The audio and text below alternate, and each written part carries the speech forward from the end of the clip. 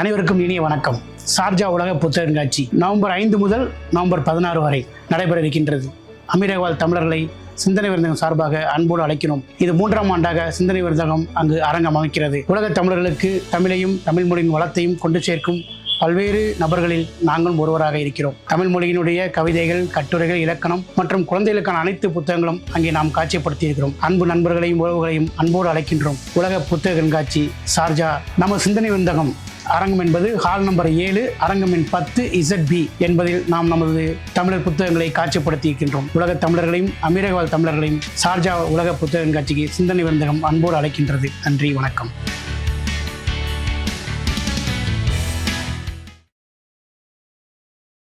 இது வாக்காளர் தீவிர திருத்தம், வாக்காளர் பட்டியல் தீவிர திருத்தப் பணி. இது எல்லா காலத்திலையும் நடக்கும். எப்போ பீப்புள்ஸ் ரெப்ரசன்டேஷன் ஆக்ட் போட்டு நம்ம தேர்தல் நடக்குதோ அப்போ எல்லாம் தேர்தல் கமிஷனுக்கு உரிமை கொடுத்துருக்காங்க. 2000 முன்னாடி ஒரு 10 தடவை நடந்தது, 2000 பின்னாடி ஒரு 3 தடவை நடந்தது. என்னென்னா சாதாரணமாக நடக்கிறது வாக்காளர் சுருக்க திருத்த பட்டியல், அதை SSR ஸ்பெஷல் சம்மரி ரிவிஷன். இப்போ நடக்குது ஸ்பெஷல் இன்டென்சிவ் ரிவிஷன், வாக்காளர் தீவிர திருத்தம். எப்படின்னா SSRன்றது சுருக்க திருத்தம் ஒவ்வொரு வருஷமும் நடக்கும். தீவிர திருத்தன்றது 5 வருஷத்துக்கு ஒரு தடவை.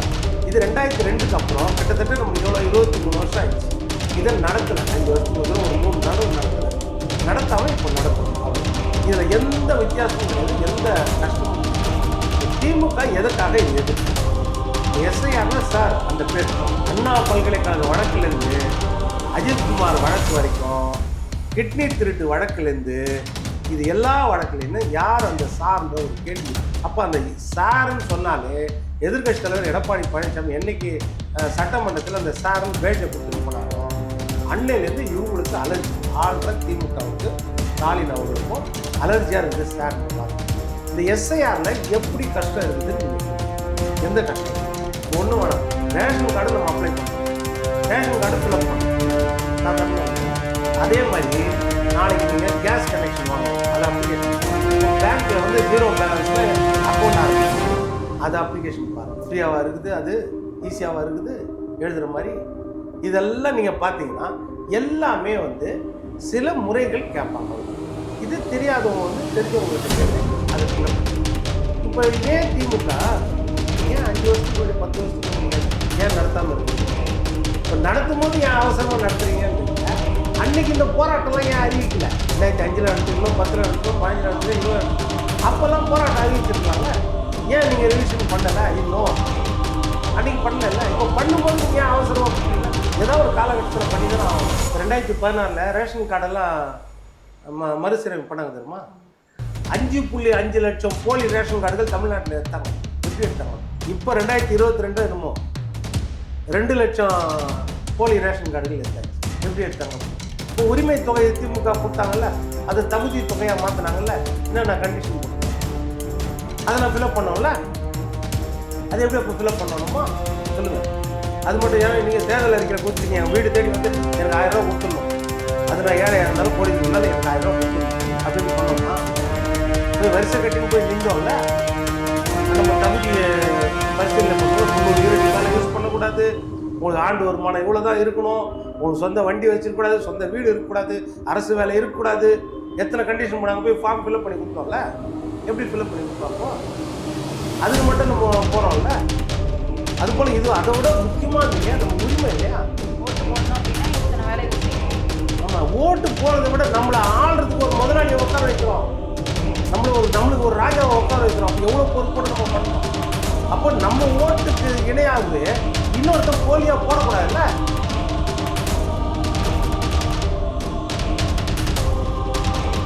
நலம் தரும் நல்லார் சித்த மருத்துவமனை இதய நோய், சர்க்கரை நோய், பக்கவாதம், சிறுநீரக பிரச்சனை, தண்டுவடம் மற்றும் மூட்டு பிரச்சனைகளுக்கு மிகச்சிறந்த மருத்துவமனை. கிருஷ்ணகிரி, சென்னை மற்றும் மதுரை. தொடர்புக்கு 8807666617 மற்றும் 8807666118.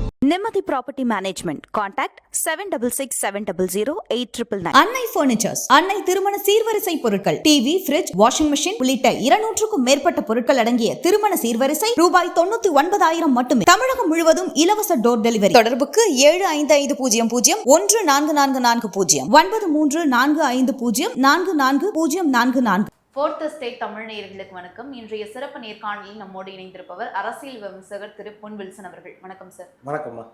இப்போ தமிழ்நாட்டில் இருக்கக்கூடிய பெரிய பிரச்சனையா பார்க்கப்படுவது இந்த எஸ்ஐஆர் தான்.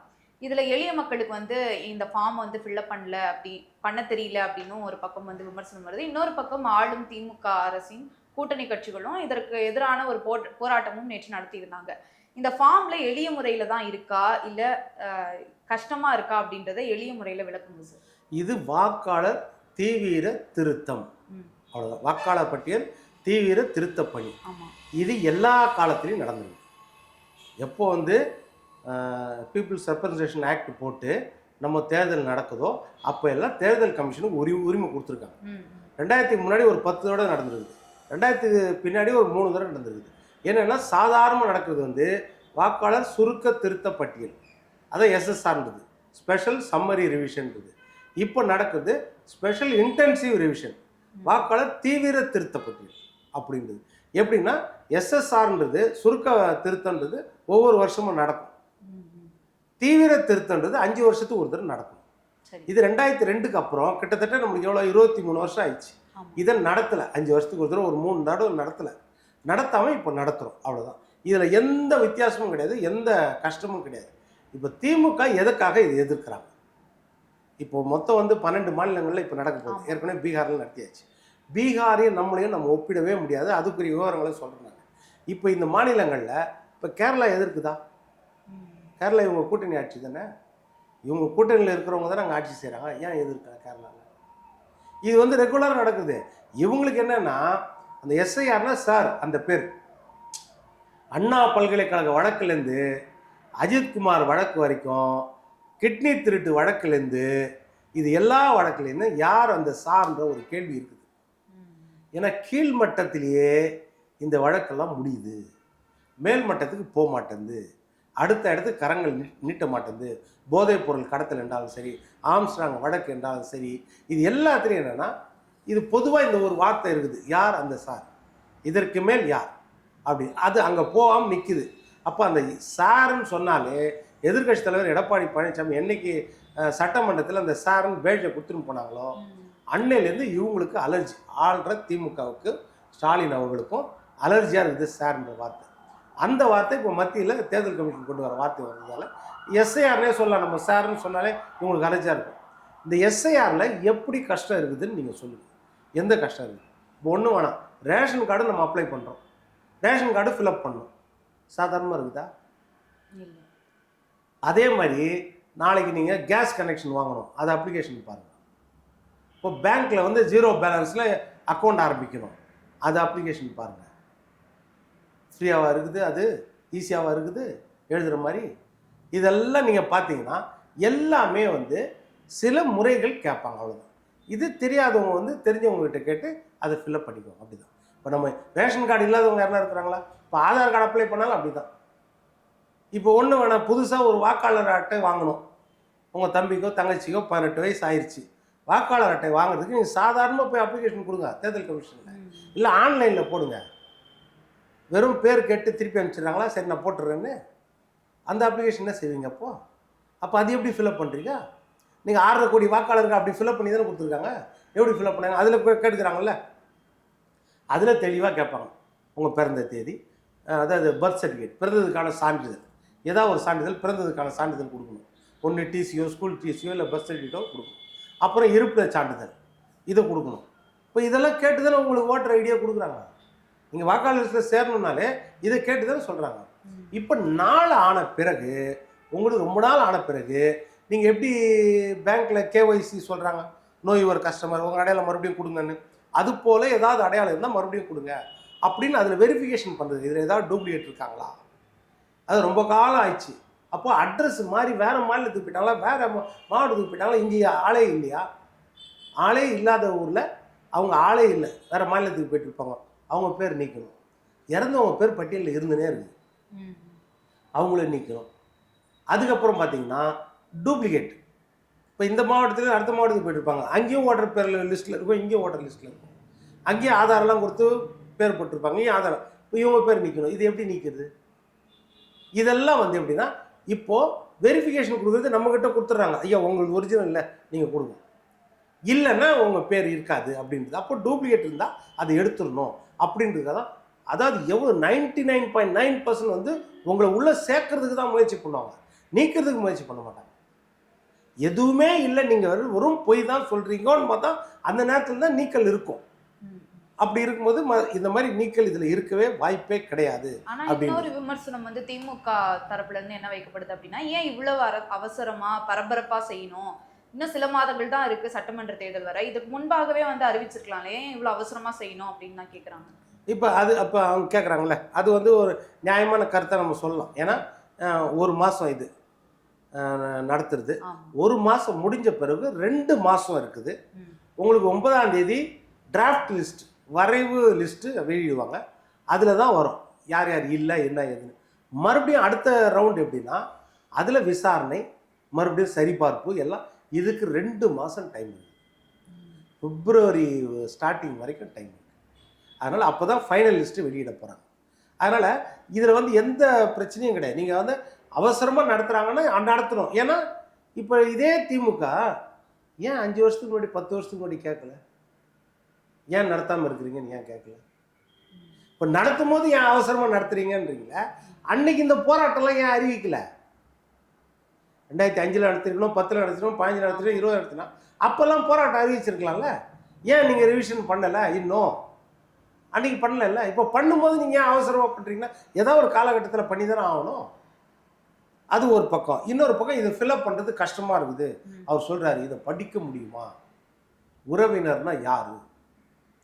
நம்ம ஸ்டாலின் அவர்களே கேட்குறாரு, உறவினர்னா யார்? அம்மாவா, அப்பாவா, அக்காவா, தங்கச்சா, கணவனா, மனைவியான்னு கேட்குறாரு. இதுதான் உறவினர். அவர் கேட்டது அத்தனையும் அவர் தெரிஞ்சுன்னு கேட்குறாரு. அவர் சொன்னது தான் உறவினர், அவ்வளோதான். இதில் எந்த பேர் இருந்தாலும் எழுதுன்றது தான் அதான் கணக்கு. இப்போ இதில் பார்த்தீங்கன்னா 3 காலம்தான்.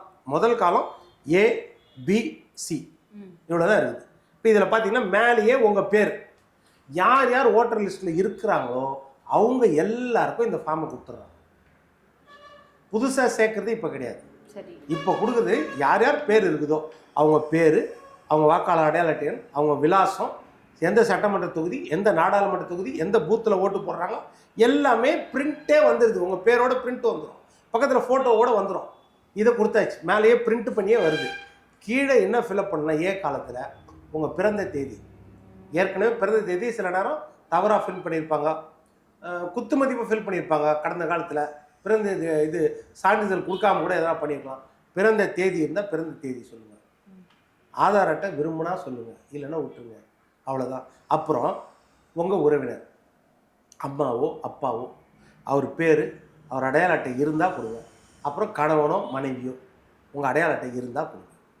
இதெல்லாம் மேலே வந்து எல்லாருக்கும் 41 வயசு கீழே இருந்தாலும் சரி, 41 வயசு மேலே இருந்தாலும் சரி, எல்லாருமே இந்த மேலே இருக்கிறத ஃபில்அப் பண்ணுங்க.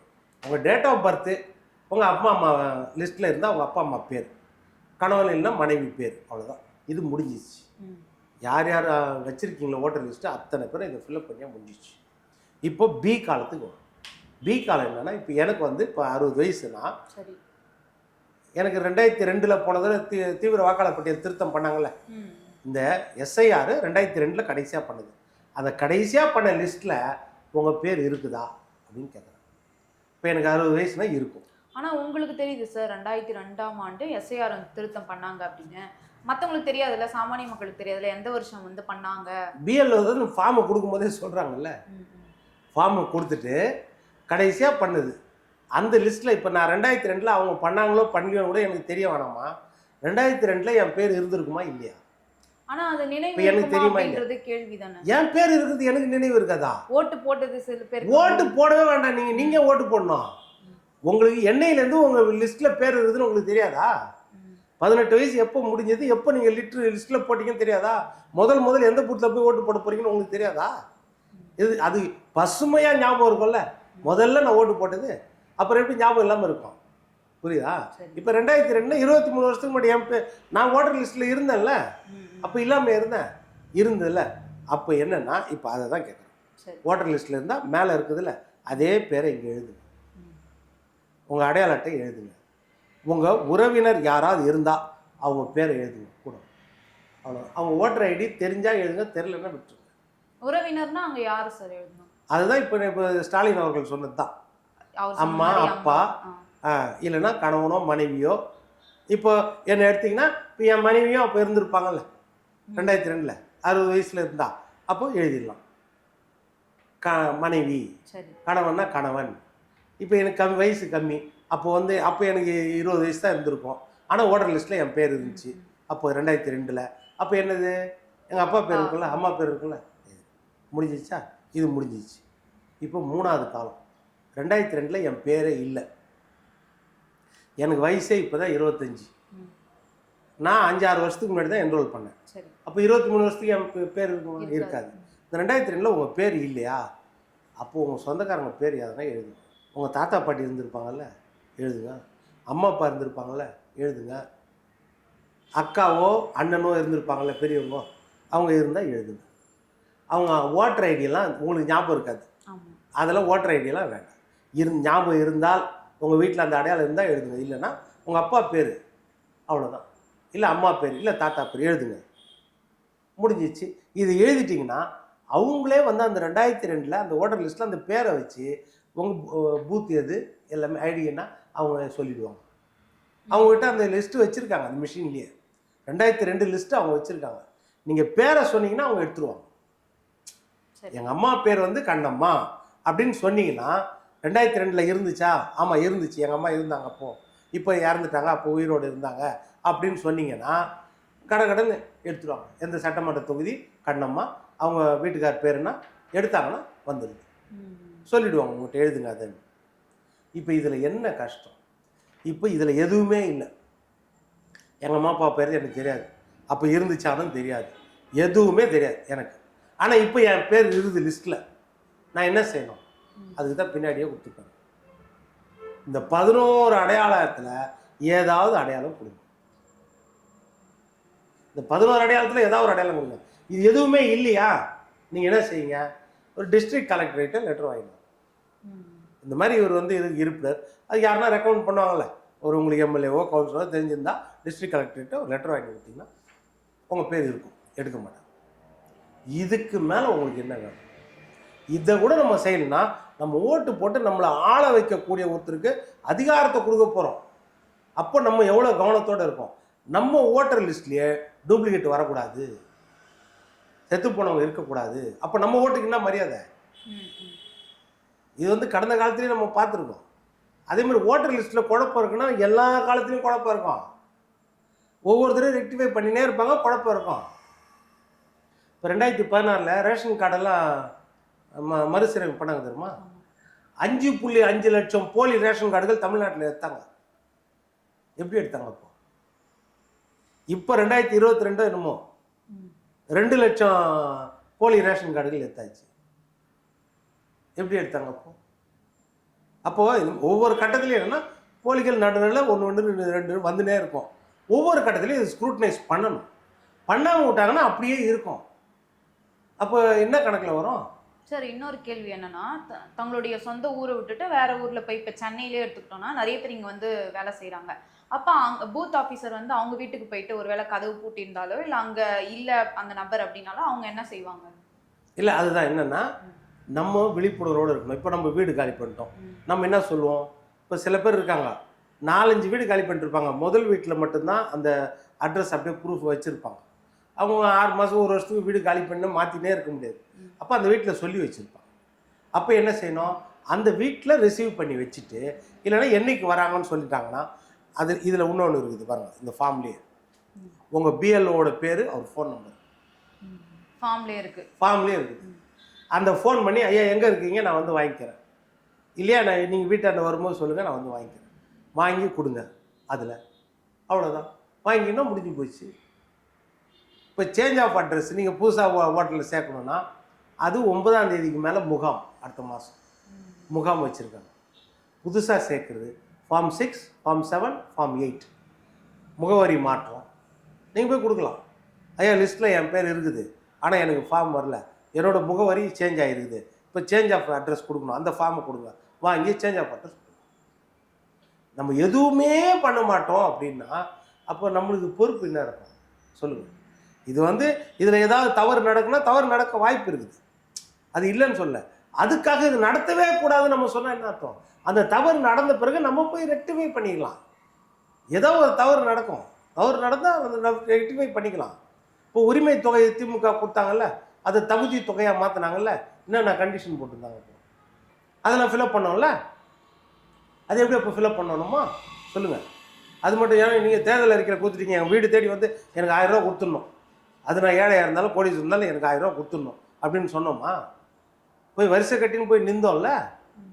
நம்ம தகுதியை பரிசீலனை பண்ணுவோம். 300 யூனிட் மேலே யூஸ் பண்ணக்கூடாது, உங்களுக்கு ஆண்டு வருமானம் இவ்வளோ தான் இருக்கணும், உங்களுக்கு சொந்த வண்டி வச்சிருக்கக்கூடாது, சொந்த வீடு இருக்கக்கூடாது, அரசு வேலை இருக்கக்கூடாது, எத்தனை கண்டிஷன் பண்ணாங்க. போய் ஃபார்ம் ஃபில்அப் பண்ணி கொடுத்தோம்ல.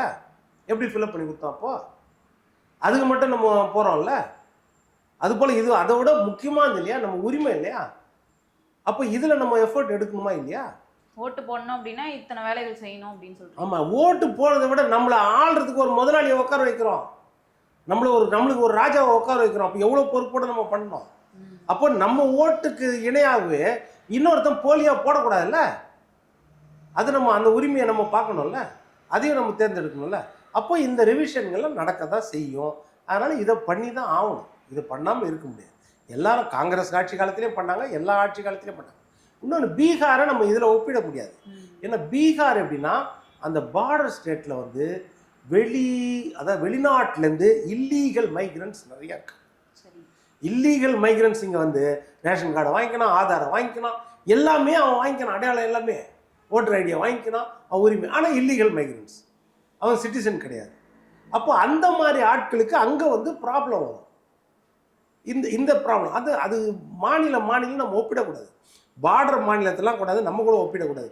இன்னொன்று நம்ம படிப்பறிவில் மிஞ்சிய மாநிலம், கட்டமைப்பில் நம்ம தொழில்துறையில் நம்ம முன்னேற்றோம், எல்லா விதத்துலையும் நம்ம முன்னேறி இருக்கிற மாநிலத்தில் இங்கே விழிப்புணர்வோடு இருக்கிறவங்க எல்லாமே வச்சுருப்பாங்க. நீங்கள் இல்லாமல் இருக்கிறது ரொம்ப ரேராக இருப்பாங்க, அவ்வளோதான், ரொம்ப அரிது தான். அதனால் பெரிய அளவில் வந்து இதில் வந்து பாதிப்பு எந்த அளவு இருக்காது. 1-2 இருந்தாலும் அதை அடுத்தது கம்ப்ளைண்ட் செல் வரும், அது நேரத்தில் நம்ம புகார் பண்ணி நம்ம ரெக்டிஃபை பண்ணிக்க முடியும். இதுக்கு மேலே இந்த பிஎல்ஓஸ் கூட தமிழ்நாட்டில் திமுக அதிமுக ரொம்ப பாரம்பரியமிக்க கட்சி, கட்டமைப்பு உள்ள கட்சி. ஒவ்வொரு பூத்துக்கும் அவங்களுக்கும் குறைஞ்சது 5லேருந்து 10 பேர் பிஎல்ஏஸ்ன்னு இருக்கிறாங்க, பூத் லெவல் ஏஜென்ட்.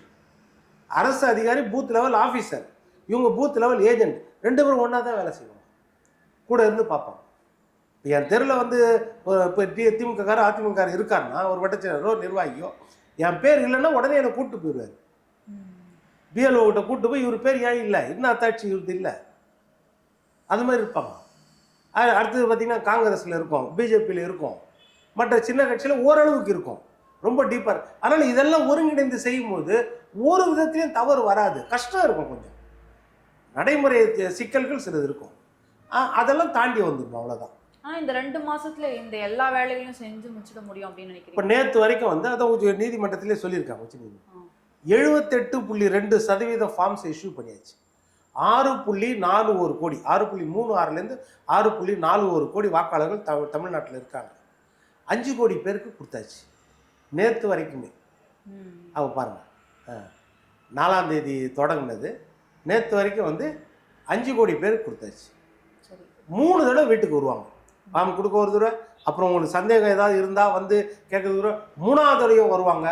எதற்கு மேலேயும் நீங்கள் ஃபில்அப் பண்ணி லேட்டாக வச்சுருந்தீங்கன்னா நீங்கள் ஃபோன் பண்ணி சொல்லிவிட்டு போய் கொடுத்துடலாம், இல்லை வர சொல்லலாம் அவங்கக்கிட்ட, அவ்வளோதான். இதில் வந்து என்ன கஷ்டம்? அப்போ என்னென்னா போலி வாக்காளர்கள் நிறையா வந்து ஒருவேளை திமுக சேர்த்து வச்சுக்குதோன்ற சந்தேகம் வரும் இந்த விஷயத்துக்கு. ஒன்று அவங்க சீப் அரசியல் பண்ணோம், அதாவது பிஜேபி எது பண்ணாலும் அதை பூச்சாண்டி காமிச்சு இது வந்து எல்லாரையும் தூக்கிடுவாங்க, எல்லாரையும் காலி பண்ணும் அப்படின்னு சொல்கிற மாதிரி இருக்கும். அப்படி இல்லைன்னா இவங்களுக்கு வந்து ஓட்டர் லிஸ்ட்டில் பாதிப்பு அதிகமாக இவங்களுக்கு தான் இருக்கும். இந்த 2 விஷயமும் இருக்கலாம். ஒன்று அரசியல் பண்ணணுன்னா பிஜேபியை காமிச்சு பிஜேபி நம்ம ஓட்டை திருடிடும், நம்ம ஓட்டை காலி பண்ணிடும், எல்லாம் பண்ணிடும், எல்லாம் சொல்ல வேண்டியது. அப்படி இல்லைன்னா இவங்களுக்கு போலி வாக்காளர்கள் இவங்க இம்பேக்ட் இருக்கலாம். இந்த 2 சந்தேகமும் வருமா இல்லையா? அவ்வளோதான். இதுதான், வேற என்ன விஷயம்? ஆனா எதிர்க்கட்சி தலைவர் ராகுல் காந்தி அவர்கள் ஆதாரபூர்வமா வந்து நிரூபிச்சிருக்காரு இல்லையா, டாக்குமெண்ட் வைஸ். ஒரு வீட்டுல வந்து 75 வாக்காளர்கள் இருக்காங்க அப்படின்னு வந்து தேர்தல் ஆணையம் வந்து சொல்லியிருக்காங்க அப்படின்னு. அதுக்கு நீங்க என்ன சார் பதில் சொல்றீங்க? இப்போ இங்கே கொடுத்துருக்காங்க, இதுக்கு என்ன சொல்ல போறாரு? இப்போ நிர்மலா சீதாராமன் கோவையில் பேசினாங்க. கொளத்தூர் தொகுதியில் இப்போ எடுத்ததில் 4379 போலி வாக்காளர்கள் இருக்கிறாங்க. இப்போ இதுக்கு யார் பதில் சொல்லுவாங்க? கொளத்தூர் தொகுதி ஒன்று தேர்தல் கமிஷனும் பதில் சொல்லணும். அடுத்த தேர்தல் கமிஷன் இப்போ பதில் சொல்ல நிர்மலா சீதாராமன் சொல்லுது. கொளத்தூர் தொகுதி யாருது? முதல்வர் பழி யார் மேலே ஏற்படும்? அவர் மேலே தான் ஏற்படும். அப்போ அவராது இதுக்கு எதாவது பதில் சொன்னாரா? இல்லை அவர் இதை குறித்து தேர்தல் கமிஷன்கிட்ட கேட்டாரா? 4379 போலி வாக்காளர்கள் ஏன் தொகுதியில் இருக்கிறாங்களாம், எனக்கு பேர் கெடுது, நீங்கள் என்ன பதில் சொல்கிறீங்க, தேர்தல் கமிஷன்கிட்ட கேட்டாரா? போன 2024 தேர்தலில் வந்து 27,779 வாக்காளர்கள் ஆர்கே நகரில் மட்டும் எடுத்தாங்க நாங்கள் கடந்த காலத்தில். இப்போது சேப்பாக்கம் திருவல்லிக்கேணியில் இங்கெல்லாம் போலி வாக்காளர்கள் ஏடிஎம்கே எடப்பாடி பழனிசாமி ஐயா கம்ப்ளைண்ட் பண்ணி தேர்தல் கமிஷன் நீக்காமல் மறுபடியும் என்ன செய்தாங்கன்னா, நம்ம 2021 மறுபடியும் என்ன செய்தாங்கன்னா வழக்கு தொடுத்து நீதிமன்றத்தில் அந்த 27,000 பேரும் நீக்கினாங்க. நீக்கின பிறகு இவங்க ஆட்சிக்கு வந்த பிறகு திமுக அதில் 3,000 பேரை மறுபடியும் சேர்த்தாச்சு. அதை நீக்க சொல்லி மறுபடியும் வழக்கு போட்டாங்க. சேப்பாக்கம் திருவல்லிக்கேணியில் அப்படி இருக்குது, ஆர்கே நகரில் இருக்குது, கொளத்தூரில் இருக்குது, டி நகரில் இருக்குது, வேளச்சேரியில் இருக்குது. வேளச்சேரிலையும் அதே மாதிரி தான் லிஸ்ட் எடுத்தாங்க. எல்லா இடத்துலையும் ஒவ்வொரு கட்டத்திலையும் வாக்காளர்கள் இந்த மாதிரி சேருவாங்க. ஏன்னா ஷிஃப்டடு, இறந்தவங்க இதெல்லாம் நீக்காமல் இருப்பாங்க. டபுள் என்ட்ரி இதெல்லாம் கண்டுபிடிச்சி ஒவ்வொருத்தரையும் அதை எடுத்து நீங்கள் ஃபில்டர் பண்ணோம், இது மறுபடியும் வரும், மறுபடியும். அதுதான் 5 வருஷத்துக்கு வந்து ரெனிவல். இதை பண்ணோம். இதை பண்ணாமல் எப்படி விட்டுருது? அப்போ உங்களுக்கு படி வாங்குற மாதிரி அந்த மாதிரி எதாவது நடந்துருந்துச்சுன்னா அந்த ஆதாரத்தோடு கொடுங்க. இப்போ பீகாரையோ நீங்கள் இதையோ கொடுக்கூட. இப்போ அவர் கூட சொன்னார், ஒரு பிரேசில் பெண்ணு. ஆமாம் ஆமாம். எந்த ஊரில்? ஹரியானாவில். சரி, ஹரியானாவில் எஸ்ஐஆர் நடந்துச்சா? அப்போ எஸ்ஐஆருக்கும் இதுக்கு என்ன சம்பந்தம்? இது வந்து எந்த காலத்துலேருந்து இருக்குது? காங்கிரஸ் காலத்துலேயும் அதே மாதிரி தான் போலி வாக்காளர்கள் லிஸ்ட்டில் இருந்திருக்கும். எல்லா காலத்துலேயும் வந்து இந்த போலி வாக்காளர் இருக்க தான் செய்யுது. அது ஒவ்வொருத்தரையும் கலையும். ஒன்றும் வேணாம், கடந்த காலங்களில் நீங்கள் கேள்விப்பட்டிருப்பீங்க. போக்ஸ் ரோடு டி நகரில் உங்களுக்கு தெரியும். யார் வீடு இருக்குதாங்க? செவாலிய சிவாஜி கணேசன் 10 பேரை கொட்டு பக்கத்தில் பூத்து தான் போகிறாரு ஓட்டு போட. கடந்த காலங்களில் போயிட்டு பார்க்குறாரு, சொல்கிறாங்க உங்கள் ஓட்டை போட்டாச்சுன்றாங்க. ஏன் ஓட்டே அவர் விசி கணேசன் பேர் இருக்கும். இவர் போகிறதுக்கு முன்னாடி யாரோ போட்டு போயிட்டாங்க. அந்த காலத்தில் இது பெருசாக பேப்பர்லாம் எல்லாத்துலேயும் வந்துச்சு. இந்த மாதிரி சிவாஜி கணேசன் ஓட்டே ஒருத்தர் போட்டு போயிட்டார். அதனால் இதெல்லாம் வந்து எல்லா காலத்துலேயும் நடக்கிறது தான் இது. ஆனால் ஒவ்வொருத்தரையும் அதை ஃபில்டர் பண்ணி ரெக்டிஃபை பண்ணணும். ஒவ்வொருத்தரையும் தேர்தல் லிஸ்ட்டில் வந்து வாக்காளர் லிஸ்ட்டில் குளறுபடிகள் இருக்கும். ஒவ்வொரு முறையும் ஃபில்டர் பண்ணணும். இந்த மாதிரி இன்டென்சிவாக ஃபில்டர் பண்ணும்போது நிறைய குறையும். இப்போ பீகாரில் நீங்கள் சொல்கிறீங்கல்ல, வழக்கு போட்டிங்கல்ல, வழக்கு என்ன ஆச்சு? அப்போ நீதிமன்றமும் இந்த மாதிரி நடக்குதா? நீங்கள் தேர்தல் கமிஷனும் படி சொல்கிறீங்க, இப்போ நீதிமன்றத்தையும் படி சொல்லுவீங்களா? இப்போ இந்த முறை இப்போ இதுக்கு வழக்கு போட்டிருக்காங்கல்ல, திமுக வழக்கு போட்டுருச்சு, RS பாரதி வழக்கு போட்டார்ல. RS பாரதி இன்றைக்கி சுப்ரீம் கோர்ட்டில் கேஸ் போட்டிருக்காரு எஸ்ஐஆருக்கு எதிராக. அதில் என்னென்ன கேட்டிருக்காரு? மெயின் வந்து இந்த பருவ காலம் பண்டிகை காலத்தில் போய் இதை வச்சுருக்காங்கன்றார். கபில் சிப்பல் வாதாடுறாரு. பண்டிகை காலம் பருவ காலம் எல்லா நேரத்துலையும் வரதான் செய்யும். அதை நம்ம பார்த்துனே இருந்தால் எங்கேயுமே நடத்த முடியாது. அவங்க வேலையை அவங்க பார்க்குறாங்க. இல்லை அந்த பாதிப்பு வந்துச்சுன்னா அப்போ எக்ஸ்டென்ஷன் கேட்கலாம், அது வேறு விஷயம். இப்போ 10 நாள் 15 நாள் மழை வந்துச்சு, பயங்கர மழை வெள்ளம், இந்த நேரத்தில் பண்ண முடியாது, அப்போ அது எக்ஸ்டென்ஷன் வேணும், அது கேட்கலாம், தவறு கிடையாது. அடுத்து என்ன சொல்கிறாரு? புவர் கனெக்டிவிட்டி அக்னாலஜ்மெண்ட் கொடுக்குறாங்களா? அக்னாலஜ்மெண்ட் கொடுக்குறாங்க. ஏன்னா 2 ஃபார்ம் கொடுப்பாங்க, ஒன்று நம்மளுக்கு ஒன்று அவங்களுக்குன்றது. இது புவர் கனெக்டிவிட்டினா எங்களுக்குள்ளே வந்து அதாவது நிறைய விஷயங்கள் தெரியாமல் இருக்கும், அவங்க அதில் கொடுக்குற தகவல் வந்து தெரியாமல் இருக்கும் பாமர மக்களுக்கு, அதை நம்ம தெரியப்படுத்திடணும் அப்படின்றது தான் முக்கியம். அந்த கேள்வி. அடுத்து என்ன சொல்கிறது? மிஷின் ரீடபிள் மெமரி வேணும் அப்படின்றது. மிஷின் ரீடபிள் மெமரினா ஏற்கனவே கமல்நாத் வழக்கில் நீதிமன்றம் கொடுத்துருக்குது. நம்ம மிஷின் ரீடபிள் மெமரி கொடுக்க முடியாது.